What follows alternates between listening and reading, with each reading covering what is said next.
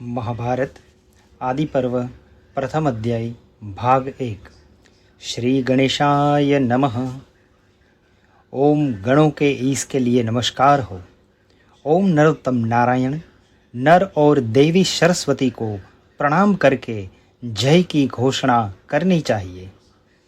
एक समय लोमहर्षण के पुत्र सूतवंशी पौराणिक उग्रश्रवा नैमिषारण्य में कुल के स्वामी श्री सौनक जी के 12 वार्षिक यज्ञ में दीक्षित परम सुख से बैठे हुए तथा व्रत से तपे हुए बड़े बड़े ऋषियों के पास विनय से नम्र होकर जा पहुँचे। नैमिषारण्य में रहने वाले उन ऋषियों के आश्रम में उग्रश्रवा के पहुँचने पर तपस्वी लोग अद्भुत कथा सुनने के लिए वहां आकर उनको चारों ओर से घेर कर बैठ गए। सज्जनों द्वारा पूजित होकर सुतपुत्र ने उन सब मुनि और तपस्वियों को प्रणाम करके दोनों हाथ जोड़कर उनकी तपोवृद्धि का समाचार पूछा। उनके बाद उन सब तपस्वियों के बैठने के पश्चात लोमहर्षण के पुत्र उग्रश्रवा नम्र भाव से अपने लिए बताए गए आसन पर जा विराजे। उन्हें सुख से बैठे हुए और स्वस्थ चित्त देखकर किसी ऋषि ने कथा का प्रस्ताव करते हुए पूछा, है कमल की पंखुड़ियों के समान आंख वाले सुतपुत्र, इस समय आपका आना कहाँ से हुआ और अब तक आप कहाँ कहाँ घूमे हैं? यह सब वृतांत पूछने वाले मुझसे कहिए। तब सूत जी बोले, है चिरंजीव महर्षियों, महात्मा राजर्षि, राजाओं में इंद्र के सदृश तथा परीक्षित के पुत्र जन्मे जय के सर्प यज्ञ में वैशंपायन मुनि ने वेदव्यास महाराज के द्वारा कही गई जो भांति भांति की मनोहर पुण्य कथाएं विधि पूर्वक सुनाई थी, अपूर्व अर्थों से भरी हुई उन सब महाभारतीय कथाओं को सुन लेने के पश्चात नाना तीर्थ और अनेक देशों में घूम घाम कर मैं उस समंत पंचक नाम पवित्र स्थान पर पहुंचा, जहां ब्राह्मण लोग रहते हैं और जहां पहले कौरव, पांडव और दूसरे सब राजाओं में लड़ाई हुई थी। वहां से आप लोगों को देखने की इच्छा से आपके पास आया हूँ। है दीर्घायु वाले ऋषियों, मैं आप सब लोगों को ब्रह्म ही मानता हूँ। सूर्य और अग्नि के समान तेजोमय महान भाग्य वाले आप लोग इस यज्ञ में अभिषिक्त हुए और नहा धोकर शुद्ध होकर के जप करके तथा अग्नियों में आहुति देकर आसनों पर सुख से बैठे हैं। अतः हे ब्राह्मणों, क्या मैं इसी समय पुराणों की धर्मयुक्त पवित्र कथा और नरेशों और महात्मा ऋषियों का इतिहास सुनाऊं? ऋषियों ने कहा, महर्षि द्वैपायन, जो पुराण कह गए हैं जिसको सुनकर देवता और ब्रह्मर्षियों ने भी बड़ी प्रशंसा की है, उस कथाओं में श्रेष्ठ विचित्र पद और पर्वयुक्त सूक्ष्मार्थ न्याय से युक्त तथा वेदार्थ से सुशोभित महाभारत के इतिहास की पुण्यदायक अनेक ग्रंथों के अर्थ से युक्त उत्तम संस्कारों में युक्त ब्रह्म द्वारा की गई तथा अनेक शास्त्रों के सार से युक्त कथा को राजा जन्मेजय के यज्ञ में महर्षि द्वैपायन की आज्ञा से ऋषि वैशंपायन ने प्रसन्न मन से ठीक ठीक सुनाया था। अद्भुत कर्म करने वाले महाराज वेदव्यास की रची हुई इन चारों वेदों से सम्मत पाप भयहारी धर्म से युक्त संहिता को हम सुनना चाहते हैं। सुत जी बोले, विश्व के आदि पुरुष ईश्वर बहुतों द्वारा बुलाए जाने वाले तथा अनेकों प्राणियों द्वारा स्तुत्य, सत्य, अद्वितीय, अविनाशी, महान, व्यक्त, अव्यक्त, सनातन, जिसका रचा हुआ विश्व असत, सत और सदसत से भिन्न है, सब स्थूल और सूक्ष्म वस्तु रचने वाले परम पुराण अविनाशी, मंगल के देने वाले और मंगल रूप विश्व भर में व्याप्त, उपासना योग्य, पाप रहित, शूद्र, इंद्रियों के अधीश और चराचर के गुरु हरि को प्रणाम करके सब लोगों के पूजनीय महात्मा और अत्यधिक तेजस्वी महाराज महर्षि वेद व्यास का संपूर्ण मत कहूँगा। किन्हीं किन्हीं कवियों ने भूमंडल में पहले भी इस इतिहास को कहा है, अब भी कोई इसको कहते हैं और आगे भी बहुते कहेंगे।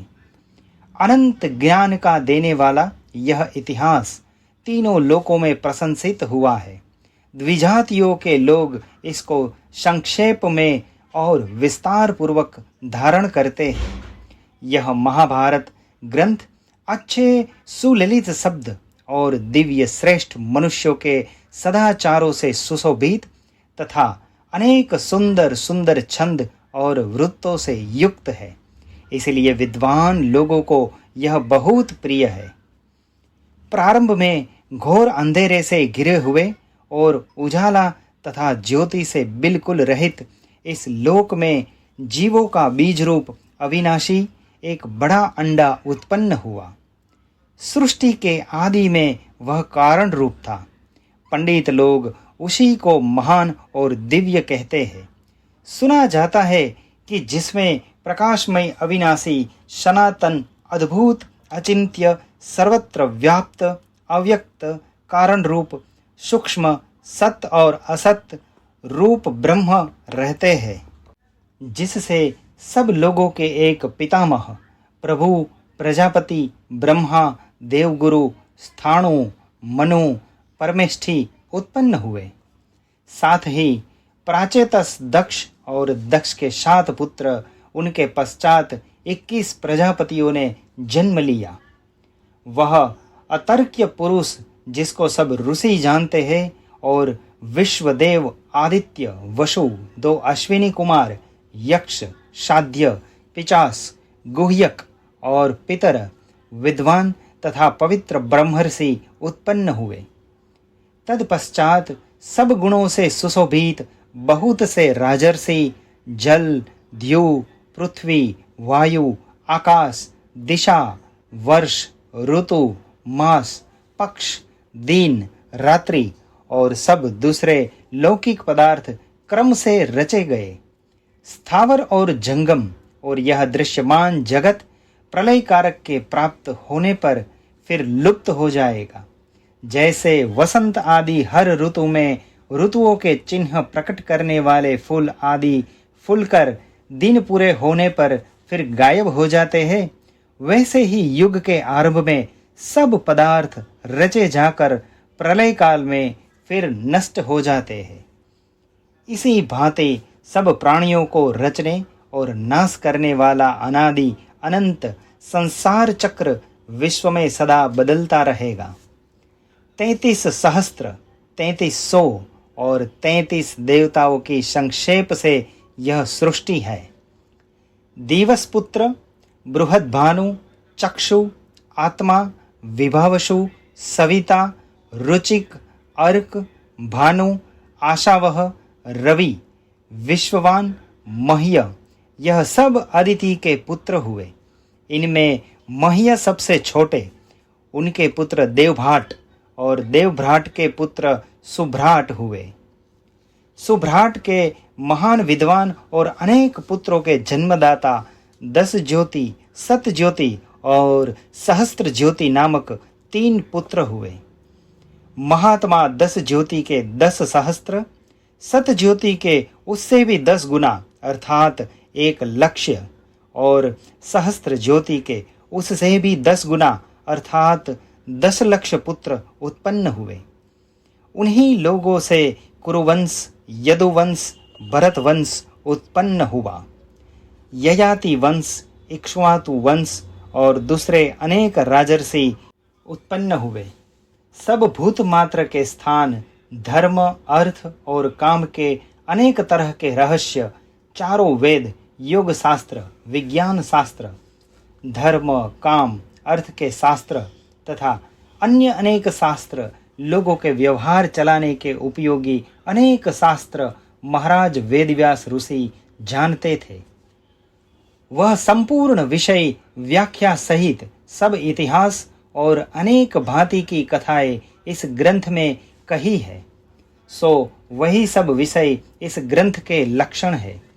इस संसार में विद्वान संक्षेप और विस्तार दोनों को पसंद करते हैं, इसलिए महाराज वेदव्यास ने इस महान ज्ञान को संक्षेप में और विस्तार पूर्वक दोनों तरह से कहा है। भिन्न भिन्न पंडित भिन्न भिन्न स्थान से इस संहिता का आरंभ समझते हैं।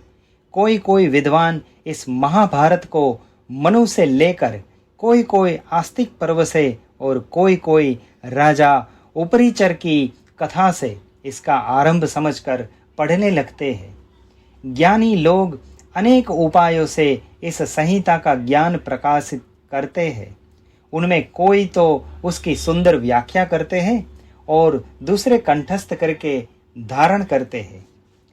अपनी माता और बुद्धिमान गंगानंदन भीष्म की आज्ञा से पराशर के पुत्र विद्वान ब्रह्मर्षि धर्मात्मा और व्रतशील वीर्यवान कृष्ण द्वैपायन जी ने पूर्व काल में विचित्र वीर्य की पत्नी में तीनों अग्नि के समान तेजस्वी 3 कुरुवंश के पुत्र उपजाए थे। बुद्धिमान वेदव्यास महाराज इस प्रकार धृतराष्ट्र, पांडु और विदुर इन तीनों संतानों को जन्म देकर तपस्या के लिए फिर आश्रम को चले गए। आगे उन पुत्रों के वृद्ध होकर परमलोक सिधार जाने पर महान ऋषि वेदव्यास जी ने मनुष्य लोक में महाभारत को प्रकट किया। अनंतर जन्मेंजय के सर्प यज्ञ के समय में सहस्त्रों ब्राह्मण और स्वयं जन्मेंजय की बड़ी चाह के साथ महाभारत सुनने की इच्छा दिखाने पर श्री वेदव्यास जी ने पास ही में बैठे हुए अपने शिष्य श्री वैशंपायन को ग्रंथ सुनाने की आज्ञा दी। नित्य यज्ञ के कर्म पूरे होने के बाद वैशंपायन मुनि बार बार प्रेरित किए जाने पर सभा में सभ्यों के साथ बैठकर महाभारत सुनाने लगे।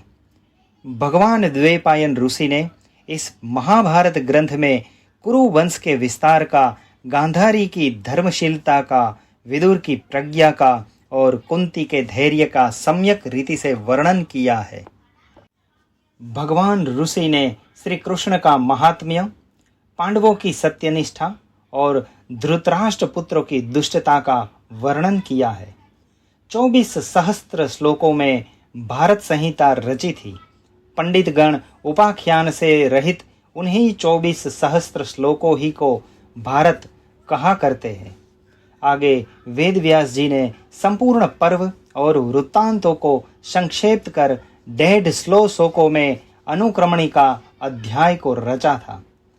भगवान द्वैपायन ने पहले इस भारत को अपने पुत्र सुखदेव को पढ़ाया और उसके बाद दूसरे योग्य शिष्य को भी प्रदान किया। इसके बाद नारद जी ने देवताओं को, असित देवल ने पितरों को और सुखदेव जी ने गंधर्व, यक्ष और राक्षस को वे सब श्लोक सुनाए थे। दुर्योधन मन्युमय अर्थात अहंकार से भरा पूरा महावृक्ष है। कर्ण उनका तना, शकुनी उसकी शाखा, दुशासन उसके बढ़े चढ़े फल फूल और अज्ञान से अंधे प्रज्ञा रहित धृतराष्ट्र उसकी जड़ है। युधिष्ठिर धर्ममय महावृक्ष है। अर्जुन उसकी तना, भीमसेन उसकी शाखा, नकुल और सहदेव उसके बढ़े चढ़े फल फूल और श्री कृष्ण देव और ब्राह्मण उसकी जड़ें है। राजा पांडु युद्ध और विक्रम में से बहुत देश जीतकर अंत में शिकार खेलते हुए वन में ही जाकर अपने आदमियों के साथ बस गए। भोग में आसक्त मृग के मर जाने पर वे घोर विपत्ति में पड़ गए थे। वन में ही पांडवों की जन्म लेकर सब आचार विधियां क्रम से की गई। उस वन में आपद धर्म के अनुसार कुंती और माद्री के गर्भ में धर्म, वायु, इंद्र और दोनों अश्विनी कुमार इन 5 देवताओं के वीर्य से पांडवों का जन्म हुआ।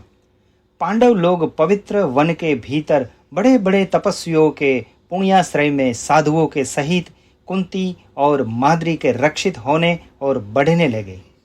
कुछ काल के बाद ऋषि उन राज लक्षणों से सुशोभित जटाधारी ब्रह्मचारी शिशुओं को स्वेच्छा से धृतराष्ट्र और उनके पुत्रों के पास ले गए।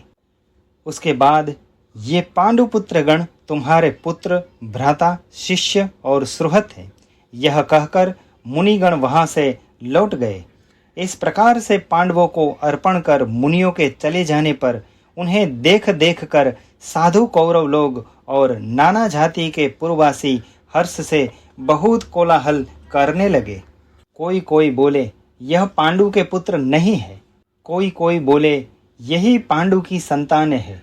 दूसरे लोग बोले राजा पांडु को परलोक गए तो जब बहुत दिन हो चुके तब उनके पुत्र कहाँ से उपजे। उस समय सर्वत्र पूर्ववासियों का यही शब्द सुनाई देने लगा कि आज हमारा आना सब प्रकार शुभ निकला, क्योंकि सौभाग्यवश पांडुपुत्रों का दर्शन हुआ, अतः उनका स्वागत करो। यह शब्द बंद हो जाने पर भी सभी दिशाओं को गूंजती हुई हृदय के अंदर स्थित प्राणियों अर्थात देवों की महान आवाज हुई। पृथा के पुत्र अर्थात पांडवों के नगर में पहुंचते ही फूलों की वृष्टि, सुगंध का संचार, शंख और नगाड़ों की ध्वनि होने लगी। यह सब बातें आश्चर्योत्पादक थी। उस आनंद से सभी पूर्ववासियों की कीर्ति बढ़ाने वाली और आकाश तक पहुंचती हुई हर्ष ध्वनि उत्पन्न हुई। पांडव भी नाना शास्त्र और संपूर्ण वेद पढ़कर तथा सब तरह से निर्भय होकर बड़े आदर सम्मान से वहां रहने लगे। प्रजा युधिष्ठिर के शुद्ध आचार, भीमसेन के धैर्य और अर्जुन के विक्रम से बहुत प्रसन्न हुई। नकुल और सहदेव की नम्रता और कुंती की गुरु सेवा से, विशेषकर पांचों भाई की सुरता से सब लोगों को प्रसन्नता हुई। बाद में पति के लिए होने वाले स्वयंवर स्थल में अगणित राजाओं के एकत्रित होने पर अर्जुन ने कठिन कर्म को करके उस राजपुत्री कृष्णा को जीत लिया। उसी समय से वह अर्जुन इस लोक में सभी धनुषधारियों के लिए पूज्य हो गया और रण क्षेत्र में भी वह सूर्य की भांति कठिनता से देखने योग्य हो गया। आगे उस अर्जुन ने सब राजाओं और बड़े बड़े सुरवीरों को जीतकर राजा युधिष्ठिर के लिए राजसूय महायज्ञ का आयोजन किया। महाराज युधिष्ठिर ने अपरिमित अन्न और दक्षिणा दान कर सब प्रकार के गुणों से युक्त श्रेष्ठ राजसूय यज्ञ किया। उस यज्ञ में कृष्ण की उत्तम नीति और भीम तथा अर्जुन के बल के सहारे बलगर्वित जरासंध और अहंकारी शिशुपाल का विनाश हुआ। दुर्योधन के पास नाना स्थानों से बहुमूल्य मणि, सुवर्ण, रत्न, गौ, हाथी, घोड़े और धन आने लगे। तब पांडवों का वह बढ़ा चढ़ा ऐश्वर्य देखकर दुर्योधन के हृदय में ईर्ष्या जनित महान क्रोध उत्पन्न हुआ। उस यज्ञ में मय दानव के द्वारा उत्तम प्रकार से बनाए गए विमान के आकार वाली अपूर्व शोभा को पांडवों के हाथों में देकर वह दुख से जलने लगा। उस सभा में दुर्योधन को चलते समय भ्रमवश गिरते देखकर भीमसेन ने श्री कृष्णचंद्र के सन्मुख छोटे मनुष्य के समान अपमान करके उसकी बड़ी हंसी उड़ाई। नाना प्रकार के रत्न और भांति भांति के भोग भोगने पर भी दुर्योधन चित्त पीड़ा से मलिन, पीला और दुबला होने लगा।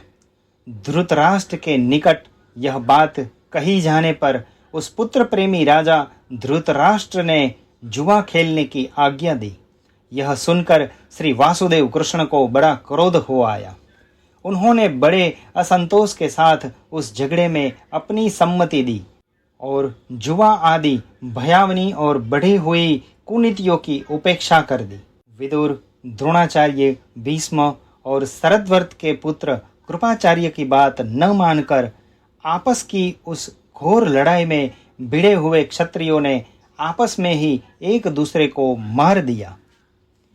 पांडवों के जीत जाने के बाद उस अति अप्रिय वाणी को सुनकर और दुर्योधन, कर्ण और शकुनी के मत को जानकर देर तक सोचने समझने के पश्चात धृतराष्ट्र ने संजय से कहा, है संजय, मैं सब वृतांत कहना चाहता हूँ। सुनो, तुम शास्त्र के ज्ञाता, मेधावी, बुद्धिमान और पंडित मंडली में महाभाग्य हो, अतः मुझ पर व्यर्थ दोष न लगाओ।